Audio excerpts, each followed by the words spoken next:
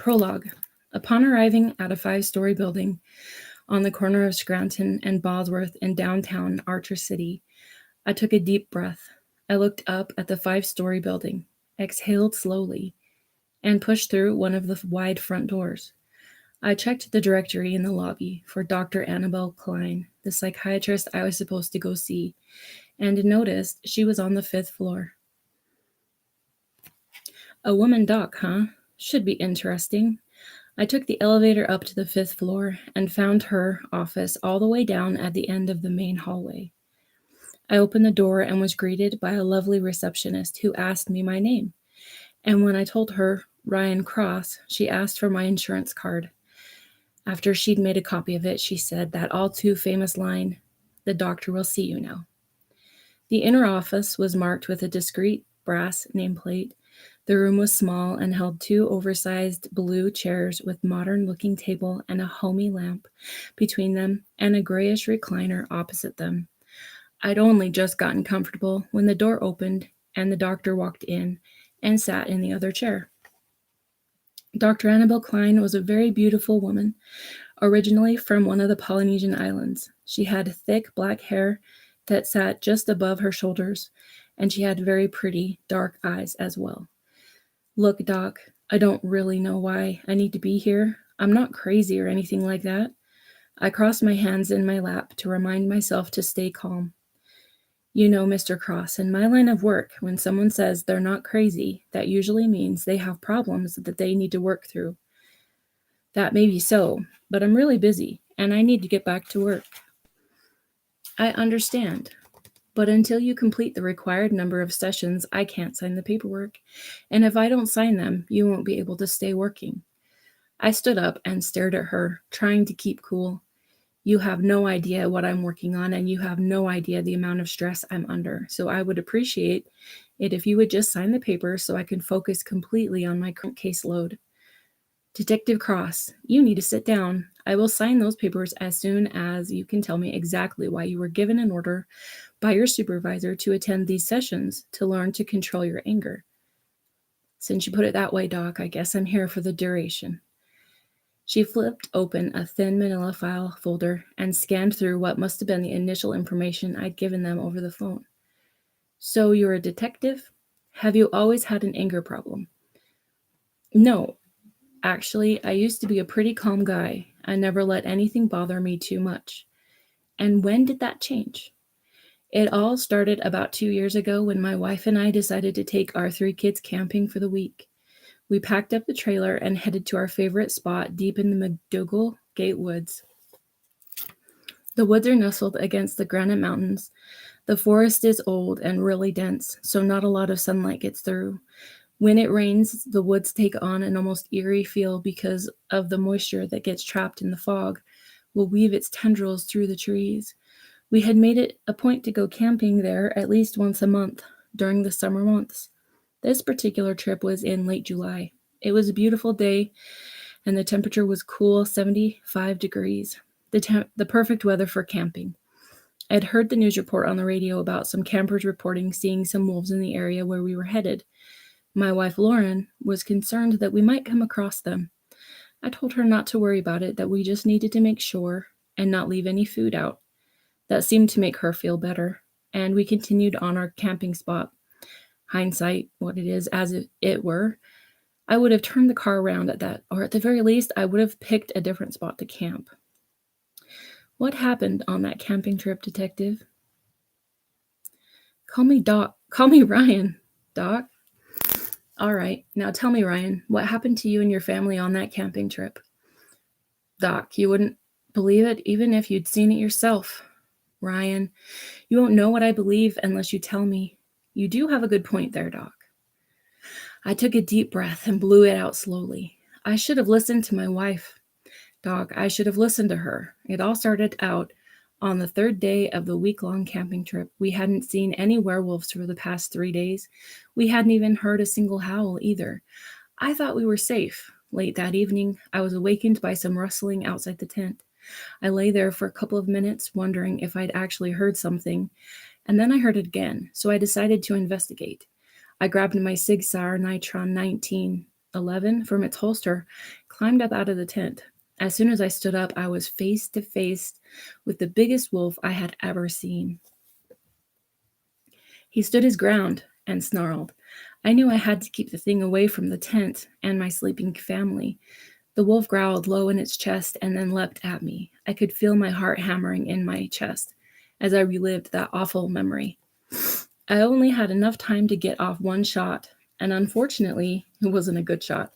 The bullet only grazed the wolf's side, so forward momentum didn't even slow down. It tackled me and pinned me to the ground. Its cold yellow eyes looked into my eyes, and it fought to keep me pinned as I struggled to get free. The wolf's teeth snapped in the air just inches from my nose. I barely managed to twist away from him. Then it sank its teeth into my right shoulder and neck, tearing the skin and muscle away from the bone. I lowered my head, trying to control my breathing. Ryan, do you need to take a break? Yeah, that would be good, Doc. I need a break from reliving my past anyway. Take all the time you need, Ryan. I stood up and looked at Annabelle. If it's all right with you, Doc, I'm going to step outside for a few minutes to clear my head. Go ahead. I will be here when you get back. Thanks, Doc. I walked outside and put my hands on the handrails and took a deep, shaky breath. Images of my past came flooding in, and it was hard to keep things straight.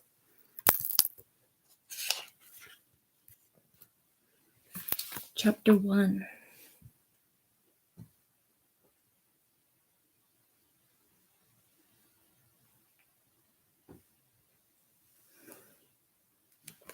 All right, Chapter 1. She was sitting in her office working on some paperwork when she heard the "You've got mail" alert. She put the paperwork down and pulled up the email. Just like always, the email was encrypted. She typed a few keystrokes and she had access to the email. Angel, here's your first assignment. I need you to eliminate the enclosed target. Remember, Angel, you are on the Lord's errand, and you will have a place in paradise for your diligence. Name Cassidy Warner. Age 27. Occupation Senior Lab Technician at Securities Tech Lab Incorporated. Location Mountain View Hotel, room 313. Continue purifying the masses. Diego. He always signed out with the closing he'd used for years.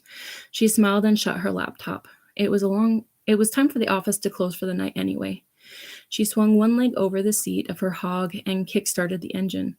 It purred to life, and she headed home to get ready for the night's activities. She loved to ride her motorcycle, to have the wind blow through her long black hair. Oh, the freedom she felt. As soon as night fell, she showered and put on her Avenging Angel outfit, which consisted of knee-high black stiletto boots, a black oriental embroidered tunic that hung to her upper thighs, and the front plunged in a V-neck just below her breast. She tied up her hair in a tight bun and headed out to do the Lord's work. She parked her Harley Heritage Softail motorcycle in the parking lot a few buildings away from the Mountain View Hotel and walked back to the hotel. As soon as she walked in, she noticed every guy in the lobby turned their heads towards her and checked her out from head to toe, which is what she wanted. A small smile stole across her face. As she was used to the male attention her appearance garnered, she ignored them all and headed toward the hotel bar. She sat down and ordered herself a rum and coke and started to look around at the crowd that had gathered there on a Tuesday night.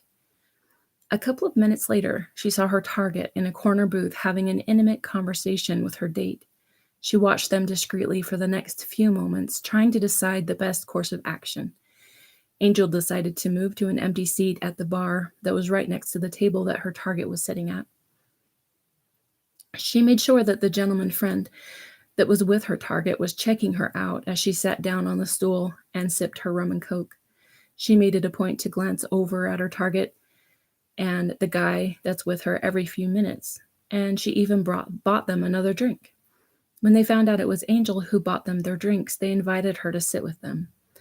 After flirting with him for another few minutes and finding out that his name was Robbie Ferguson, Angel started flirting with Cassidy as well. After flirting with both of them, Angel decided to take things up a notch.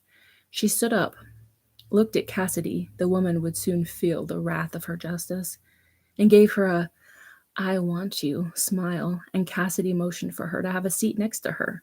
So Angel went over and sat next to Cassidy, placing her arm around her shoulders, and whispered in her ear. She convinced her that they should move this party up to their room for some more drinking and fun.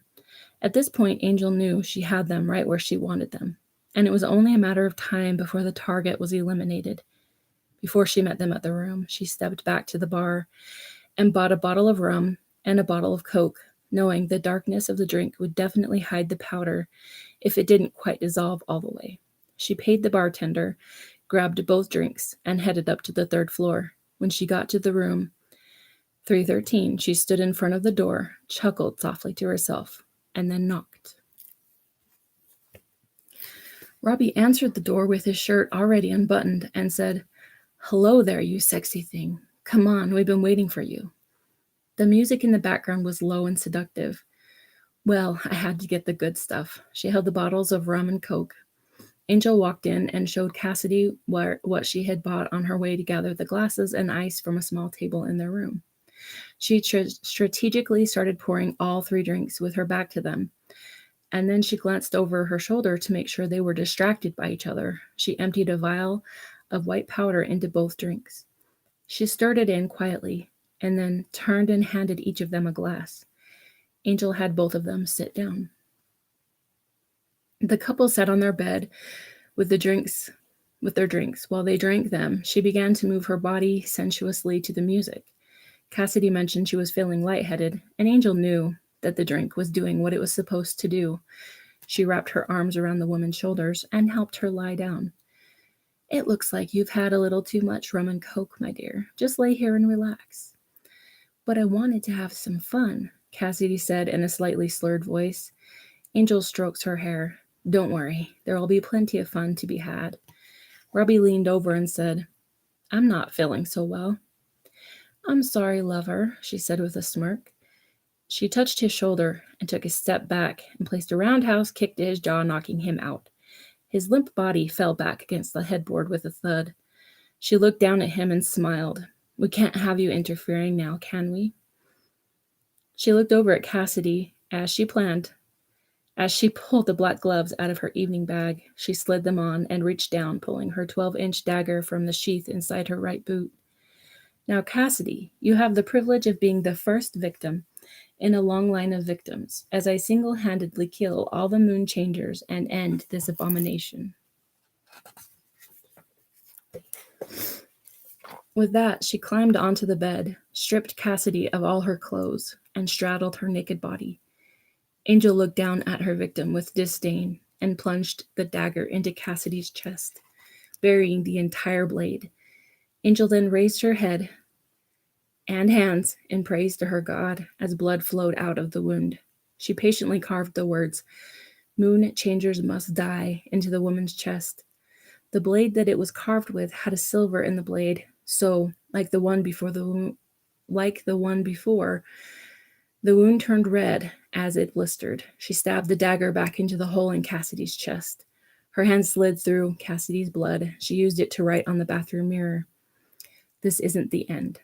She pulled off the bloody gloves and washed them and the glasses in the sink. When they were safely stored back in her boot, she yanked the drawers out of the nightstand and dumped the bags out onto the floor, throwing clothes everywhere, smashing the rum bottle and glasses to throw off the police.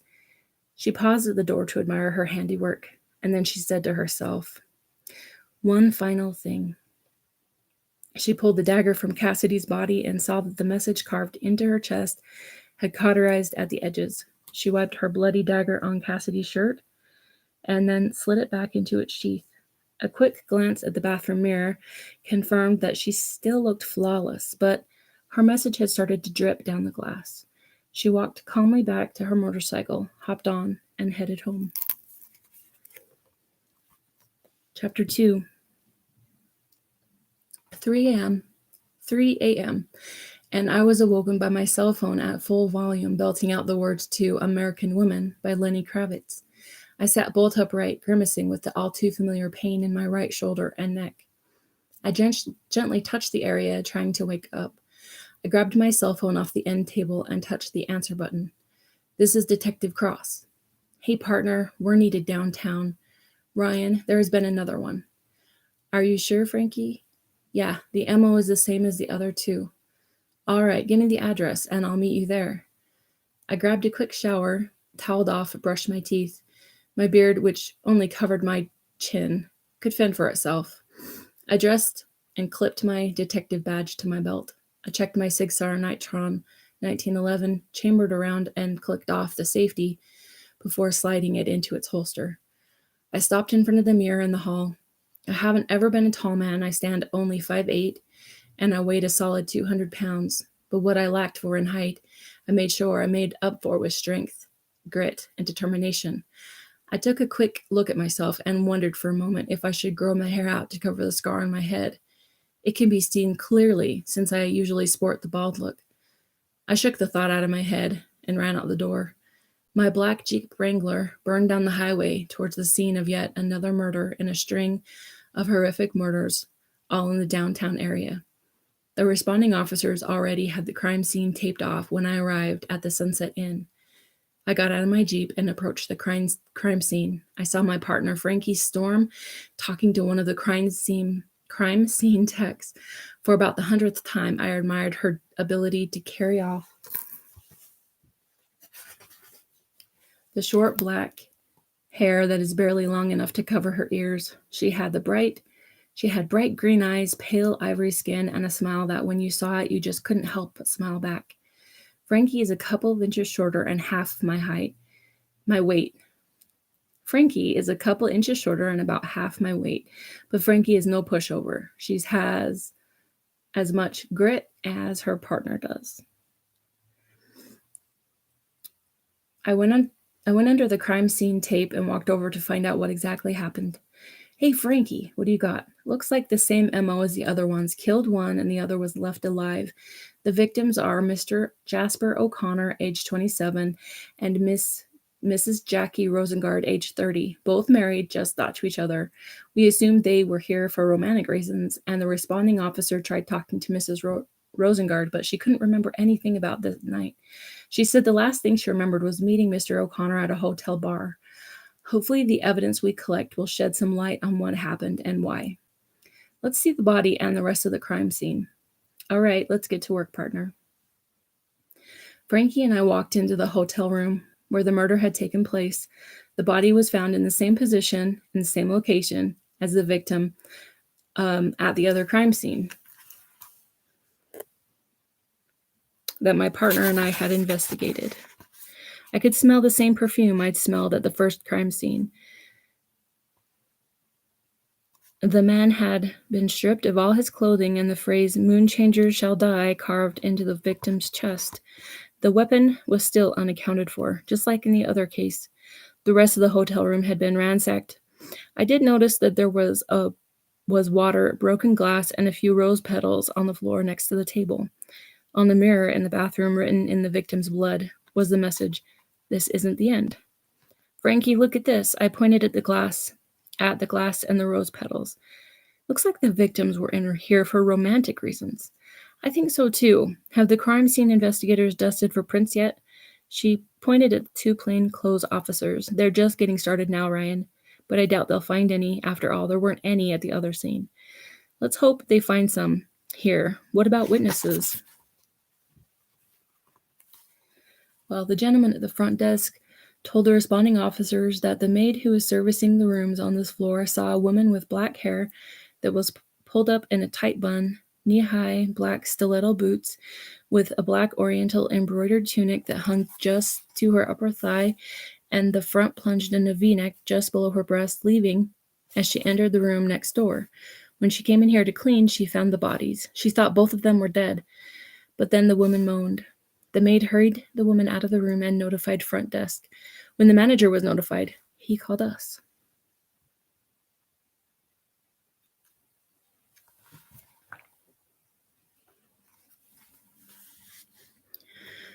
The question I have is why no one heard any screaming or scuffle. at all. I don't know about you, Frankie, but I would be making a lot of noise if someone was carving up my chest. If the puncture wound was inflicted first, he wouldn't have been able to scream. Rosengard was either drugged or an accomplice. I don't think she was in on it, but it does seem likely that the message was done post-mortem, or at least after the fatal wound. We'll have to find out when the autopsy comes back. What about security cameras? There was one on every floor, but she made sure she wasn't seen, and if she appeared on camera, her face was never shown. Oh, excuse me. That means that she knew exactly where the cameras are. That means she's been here before. All right, Frankie, I think we should go talk to Mr. O'Connor's wife, and we'll send detectives Edgewater and Metzger to go talk to Mrs. Warner's husband. Mrs. Warner, husband who was killed in the second murder. We'll meet them at the back office and see if we can't come up with a connection between these victims and the victims in the 3 previous murders. Hopefully she can tell us a little more about her late husband and shed some light on this case. I was thinking the same thing, Frankie. We were about to leave when I happened to notice a small impression in the carpet. I pointed it out to the crime scene investigators, and then Frankie and I went to pay a visit to Jasper O'Connor's residence. The O'Connors lived in a gated community where the houses were quite large and clearly very expensive.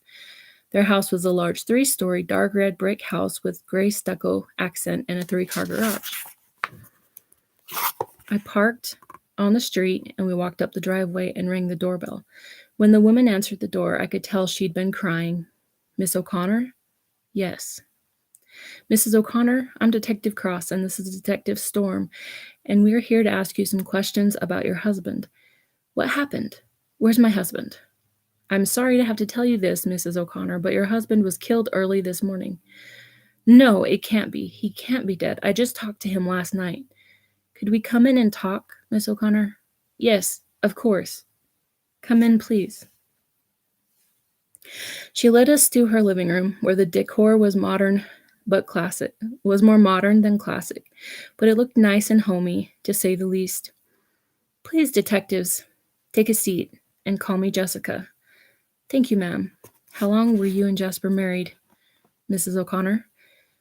We've been married, we're married 4 years now. And what kind of work was your husband in? Well, he was a security director for the past 2 years. Where did he work? His job had him working in Avalon City for the last couple months, but I don't remember the name of the place. Was he currently working on anything that might cause someone to want to take his life? I'm not sure. I don't think so, but my husband tried to keep me out of whatever case he happened to be working on at the time. That was probably a good idea on his part. Did he have an office at home? Yes, he does. May we take a look in there? There could be something in there that could give us an idea of why he was killed. I guess it will be okay if you take a look. It's down the hall, second door on the right. Frankie and I went down the hall to Jasper's office. The office was very neat and well organized, but you could tell he spent some time in here. There were candid shots of the kids hung around the room. Frankie started pulling open desk drawers, and I turned to the bookshelves and filing cabinets. Ryan, I think I found something, Frankie said. What did you find? There's a false bottom in this drawer. Let's see what its secrets contain. Frankie pulled out the pocket knife and whipped it open and pried up the false bottom. There was a single file folder. Inside the folder, there was a picture of a beautiful young woman along with a photo of a fenced compound that there was a lot of buildings in. I pulled out the photo of the young woman and showed it to Mrs. O'Connor. Mrs. O'Connor, do you know who this young woman is? Let me see the picture. I handed the picture to her, and she spent a couple of minutes staring at it. With a tear slowly running down her cheek, she handed it back to Frankie and whispered softly, to no one in specific. I should have known. How come I didn't know? Frankie asked, how come you didn't know what, Mrs. O'Connor? Her red eyes met mine. The girl in this picture, Detective Storm, I don't know what her name is or who she is. I do, however, know who she was to my husband. Who is she to your husband? Who is she to your husband, I asked. She takes a minute to collect her thoughts and then softly replied, She was my husband's mistress. Frankie looked up from her notepad. I'm so sorry you had to find out this way, Mrs. O'Connor. Please, detectives, call me Jessica.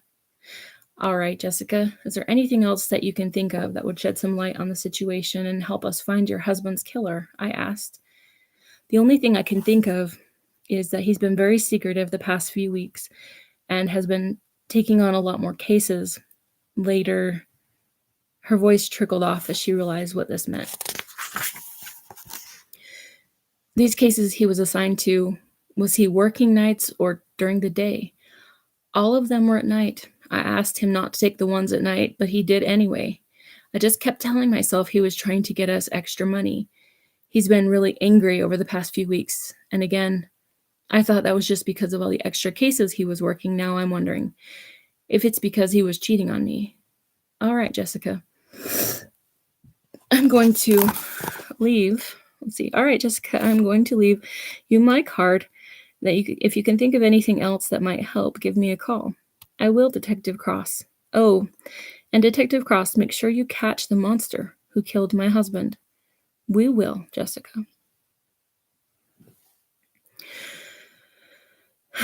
Chapter 3. The house was at the end of a dead-end road and looked like a huge Southern-style plantation home. Detectives Liam Edgewater and Oliver Metzger parked in the circular drive at the front of the house. Oliver looked at Liam and said, I hate this part of the job. He reached for the brass lion's head on the door and clapped the door knocker twice. So do I, Oliver. So do I. As a younger gentleman who looked to be in his late 30s, early 40s, answered the door with a little boy hiding behind his leg. How can I help you, gentlemen? Liam took off his hat. Are you Mr. Jackson Warner? Yes, I am. How can I help you? Mr. Warner, I'm Detective Edgewater, and this is my partner, Detective Metzger. We're detectives with Archer City Police Department, and we need to talk to you about your wife. What about Cassidy? Is she okay? Oliver quickly took control of the conversation. We're sorry to be the ones to tell you this, but your wife was murdered late last night. No, how did it happen? We don't have the details, but we do have some questions to ask you if that's okay. Sure, come in, please. He led them into the living area and sat down on one of the white couches. The detective sat on the other, and one looked around the huge abstract painting on the walls. Mr. Warner, when was the last time you saw your wife? Before she left for work yesterday morning. She called me at around 5 yesterday afternoon to let me know she would be working all night to try to get her latest project done.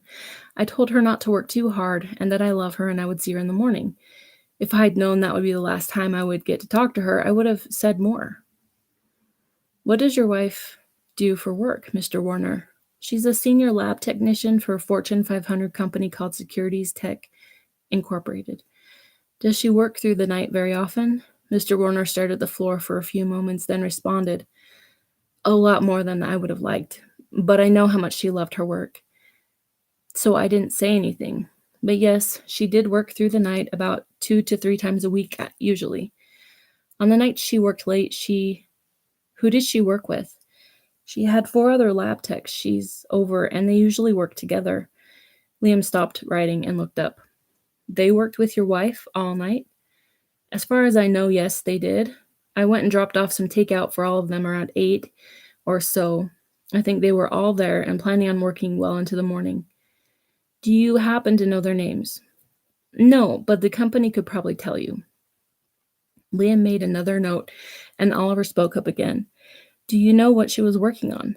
I don't know any of the details, but she said they were developing some kind of new state-of-the-art microchip. Do you know what it's used for? Just that it's prototype for the new taser. I don't know much more than that. Is there any reason you can think of that anyone would want to kill your wife? I'm not sure. It seemed like everyone liked her at her job. She never told me she was having problems with anyone there, but she was pretty tight-lipped when it came to what she was working on. I don't know if this will help, but she did, however, mention to me that she had talked to a gentleman who is in who is the security director over a number of different buildings down there. Some guy the name of Ferguson or Farrison, something like that. I think they were afraid of some of their competitors were looking to steal plans. I'm sorry. I think they were afraid of some of their competitors would look into steal the plans for the microchip before they got it in production. Liam was writing furiously, and Oliver took a deep breath and pulled a picture of the man who was with Mrs. Warner out of the case dossier I had been holding. He showed it to Mr. Warner. Do you know this man? He took a long look at the picture. I'm not 100% sure, but I believe that's the security director my wife was talking to. What does he have to do with this, with my wife? Oliver asked, what did you say his name was again, Mr. Warner? I think the name was Ferguson. Hang on, I think she had his card. His voice faded as he went down the hall. When he came back, he had a business card in his hand. Yep, Robbie Ferguson. He handed it to Oliver. That's his employer right there. We found him passed out in the company of your wife. It appears, Mr. Warner, that they might have been having an affair. I'm sorry you had to find out like this. Truth be told, detectives, I had my suspicions that she wasn't being faithful. I just had no proof. I was hoping that I was just being insecure. Thank you for your time, Mr. Warner. Oliver shook the man's hand. I'd like to take you to take my card. Feel free to give me a call if you remember anything else that might help. Once again, we're sorry for your loss, Mr. Warner, Liam said. Thank you, Detective. I appreciate it. Please, just make sure you find out who killed my wife. Do you think you'll catch them?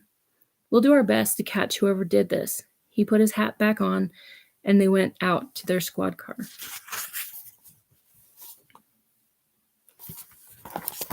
Chapter 4. That was all the information Frankie and I got from Detectives Edgewater and Metzger. We spent 2.5 hours sifting through evidence, witness statements, autopsy reports, and anything else that might give us a clue to what was related in this string of murders, or if they were even related. When I walked by Captain Raina Williams' office, she motioned me to come in. What can I do for you, Captain? I took a seat across from her desk, placard. What can I do for you, Captain? I took a seat across from her desk and thought again how redundant the Captain Raina Williams name placard was, since her name was already on the door. Detective Cross. I've been getting a lot of grief from the police commissioner. He wants the serial murderer caught and put behind bars before someone else gets killed. We all do, ma'am. I want you to put a team together, you and Frankie, Edgewater, Metzger, along with any other detectives you could think to help. The case is your top priority. I want the psycho caught. You let me know who's on it, and if you find you need to add additional people, you just run it by me, and I'll try my best to accommodate your needs. Thank you, ma'am. Now, detective, get back to work. I walked to the evidence room, and Frankie looked at me. Where did you disappear to, partner? She asked. I was talking to Captain Williams. She wants us to put together a team. Our sole focus is this case. Nice. Who are we going to put on our team? Well, of course, Edgewater and Metzger. That's if you two are willing. The rookie Edgewater piped up. We're here for the duration. I'll start with everything that was collected from the 2 O'Connor-Rosengard cases and compare it to the most recent murder scene. Liam, I want you to talk to the evidence officer who handled the first 3 murder scenes. Frankie, I want you and Oliver to start with the well-known associates from each of the victims and see if there's a connection there. Who was on the other case? Oliver nodded. Sounds good, Cross. I think Jones and Davis had that one, if I'm not mistaken. So, see what information you can get from them, would you? The man went to retrieve the earlier case folder for us. I turned to my partner. Frankie, I have to say that the similarities in in the way these murders took place is uncanny. All three murder scenes, the same message was carved into the chest of one of the victims. And excuse me. Let's see. All three murder scenes were the same message where at all three murder scenes, the same message was carved into the chest of one of the victims and was done with utmost precision. Also, the other person that was with each case was left unscathed. We didn't find a murder weapon in any of the three crime scenes. The message that was carved in the men's chest were a lot deeper than the one carved in the female victim's chest, which would suggest to me that there was either an extra dose of hatred toward the male victims in all three scenes, or the perpetrator just has a thing against men in general. That's definitely a possibility. Either way, whoever did this is a psychopath. There's no doubt about that. Metzger came back with the first three dossiers, and I looked through the evidence that was collected. I was amazed at just how similar all three crime scenes were, and even the evidence that was collected. The perpetrator must have been extremely focused to get everything the same in all three murders. To be exact, every detail. Well, every detail I could see. As far as I could tell, even the bodies were all the same position. I finished sifting through the rest of the evidence, and only thing I found that linked these cases together was the way the victims had been murdered. I also found the same small carpet imprint in the photos from the first two crime scenes. It was found in the third one. The notes in both of them referring to this peculiar fragrance. Frankie, have you found anything to connect these murders together? I wasn't able to find anything that we didn't already know. The same knife method was used, the same strange impression on the carpet, and the same perfume in the air. I slammed my fist down on my desk. It's so frustrating. The only evidence that's left behind is just enough to know that they've been connected, but not enough to figure out how they connect. Relax, partner. We'll figure out how they're connected. It's just going to take time. To answer your question, the picture of the compound is still being analyzed to see if we can figure out where the location is. And I think I might have found something that connects these murders together. What is it, Frankie? Well, all three victims, the couples were murdered. With all three victims, the couples that were murdered, they were all seeing this same marriage counselor. This is definitely something worth checking into. What's the name of the counselor? Her name is Dr. Jordan Wraithmore. She doesn't have a criminal record, but you know as well as I do that not having a criminal record doesn't mean much. Not that I believe in coincidence, but her office is at the central location to all three of the motels where the murders took place. Well, let's go pay this Dr. Wraithmore a visit and see if she can shed some light on our victims. Liam and Oliver, I want you two to sift through the rest of the evidence and see if there are any more motives or connections, anything we might have missed. Frankie grabbed her trench coat. I grabbed my leather jacket, and we were out the door. It took us 10 minutes to get to Dr. Wraithmore's office in the business district downtown, Archer City. We checked in the directory lobby and found her office on the 8th floor. We walked through the door of Dr. Wraithmore's office, and we were greeted by the receptionist who told us that she was with a patient and couldn't be disturbed.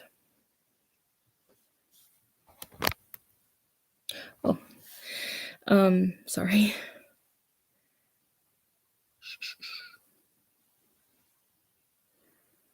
She's with a patient and cannot be disturbed. We both flashed our badges and said, "Oh, she can be disturbed." The girl knocked on the door and told the doctor that we were there. The doctor came out and closed the door behind her. We showed her our badges. Frankie said, "The session is over, Dr. Wraithmore. We have some questions to ask you." "What's this about, officers?" "I'm Detective Cross, and this is Detective Storm, and we have some questions about some of your clients." "I'm sure you know about the doctor-patient confidentiality." "Oh, we know about it, but this doesn't play a part in this case." "Oh, and why is that, Detective?" "Simply put, all of the clients that we want to talk to you about are dead." "Who's dead?" "Do you know Cassidy Warner and Robbie O'Connor?" Yeah, they were my patients. They were just starting in group therapy." They're dead? Yes, they are. I gave her the other victims' names, and she confirmed they were all patients of hers. Then I asked, now, Dr. Wraithmore, what problems were each of these people seeing you for, and how long were each of them patients of yours? I'm a marriage counselor, and I had decided to start them in group setting because all of them were here for the same reason. All of them have been my patients for at least a year. Were they seeing you for marriage counseling? Yes, they all felt that they were having problems with their marriages. I'd met with each of the couples all along, but I decided that each of the, well, each of the dead people might learn something from each other. Was there anyone else in group therapy? And why weren't their spouses with them in the group session? Because they were cheating on their spouses. I was trying to get them to see that if they wanted to save their marriages, they would have to end the relationships they were having on the side. How were these therapy sessions going? Were they going to end in relationships that they had on the side? Were they going to end the relationships they had on the side, or had any of them decided to end their marriages? She took a moment to compose herself before she answered.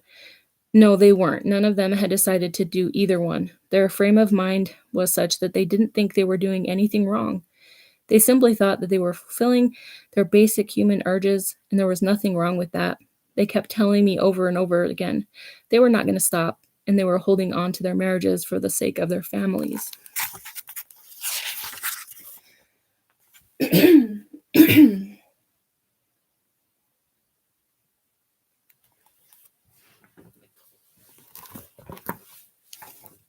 All right, chapter 5. Did you feel like you could reason with them? Did you think you could change their way of thinking? At first I did, but after a while, something inside me kept telling me I was just wasting my time. Detective, I have never been someone who could just give up, so I was trying to help them. And their spouses? What about their meetings with their spouses? Yes, I had met with each couple. I was getting ready to do group sessions with them as well. Do you feel the group therapy worked better than individual therapy? It really depends on the individual and the situation that you're dealing with. What can you tell us about your therapy sessions with the couples?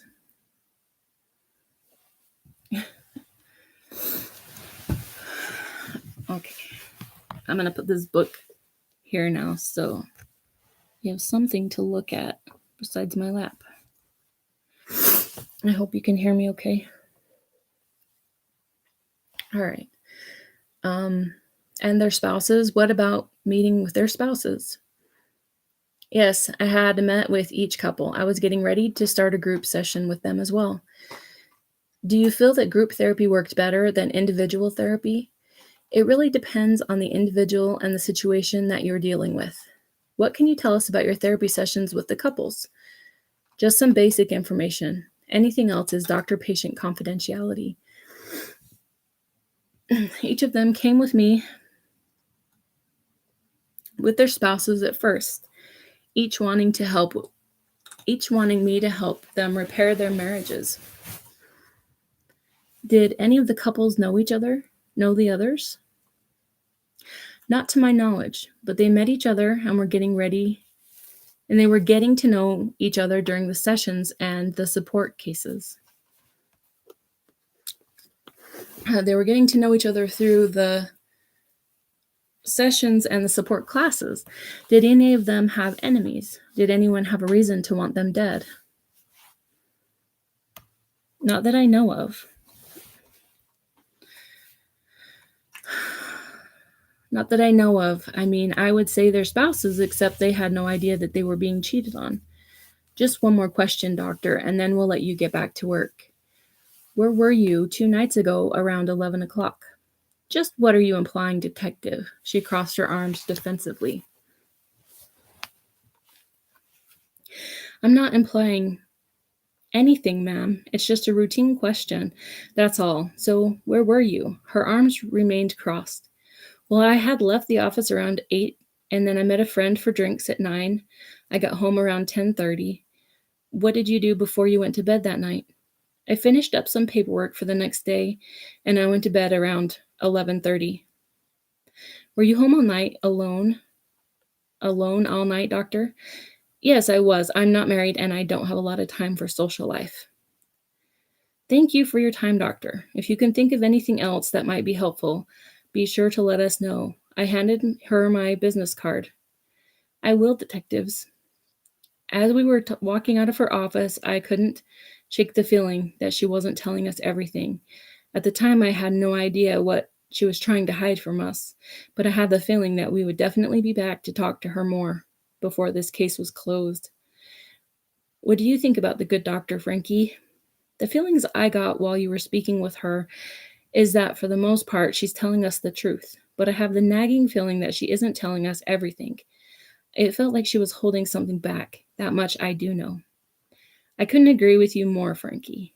We'll have to pay her another visit. We headed back to the office to check with the medical examiner and the CSI unit that was in charge of this most recent crime scene to see if they found anything that can help with the investigation. But first, we headed downstairs to check with forensics team that's in charge of processing the scene to see if they happened to find anything. We walked in the lab and found the team leader talking to one of the lab geeks, as I like to call them. I waited for him to pause, and then I interrupted. So, Gil, what do you guys have for us? Hey, Ryan. Hey, Frankie. You two are just in time. Here, sit down. You two are just in time. This time we actually did find something that can help. Great, Gil. What do you have for us? Oh.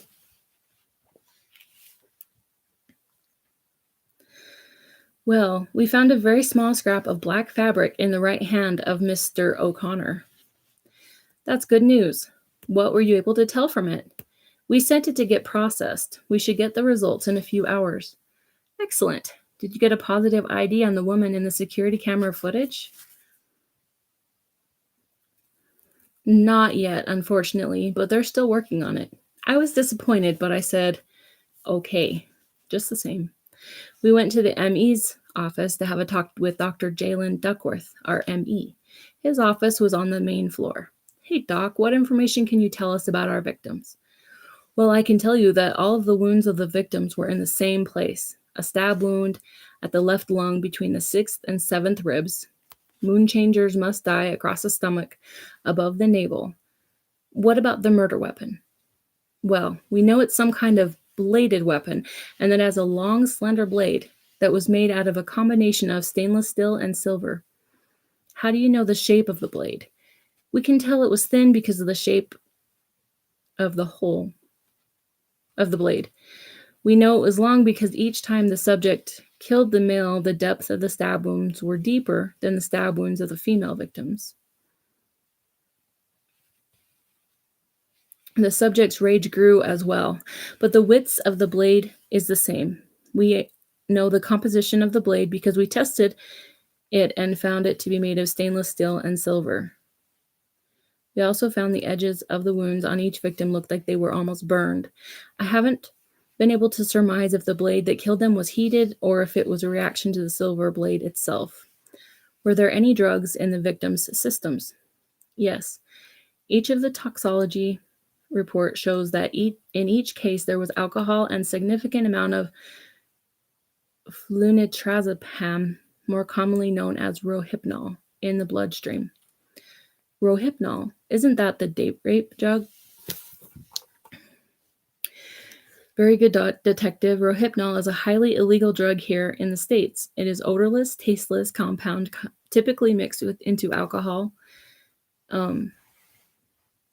It's typically mixed with alcohol, into alcohol, and having no detectable properties. The early effects are similar to drinking alcohol, with confusion, slurred speech, and difficulty walking. It also blocks new memories from being formed. That's good to know. Keep us informed if you find anything else. I will, Ryan. You two be careful out there. We will. Thanks again, Jay. As we left the crime lab, Frankie said, "We need to find this psycho before there are more deaths." I couldn't agree more, Frankie. When I got back to the office, I closed the door and sat down at my desk to finish up the paperwork from another case I'd been working on, when I received a very cryptic email from someone I didn't expect. Greetings and salutations, detectives. I see you both have found my latest work. I hope I didn't disappoint. First things first, let me introduce myself. I am the Avenging Angel, and it is my job to cleanse this city of the Moon Changers. This is my calling from God, and there's nothing you can do to stop the work from progressing. You see, detectives, there is a consequence for every sin. Listen closely, detectives. The consequences are swift. His anger is great. Fear the judgments of God, and above all else, fear his wrath. Oh, and detectives, one more thing. If you try to stop me from completing my mission, the judgments of God will fall upon your heads. You are warned. From the heavens above and the earth beneath, the Avenging Angel. After I read the email, I decided to let Frankie read it and get her take on it. I grabbed my laptop and went down to her office. I knocked before opening the door. Frankie, I need you to take a look at this email I just received. I set the computer down in front of her, and she walked over and stood behind me and started reading. So what do you think, Frankie? Well, I'm going to stick by what I said previously. If it's that woman from the hotel security footage, we need to catch her and bring her to justice as quickly as we can before she kills again. Hang on. Yeah, I'm sorry. I'm like, that didn't make sense. I need to read it again. I read it how it's written, so hopefully it makes sense to you guys. So what do you think, Frankie? Well, I'm going to stick by what I said previously. If it's that woman from the hotel security footage, we need to catch her and bring her to justice as quickly as we can before she kills again. Definitely. Hopefully we can use this email to get closer to her, to get closer to catch her. Okay, I think I better stop here, see how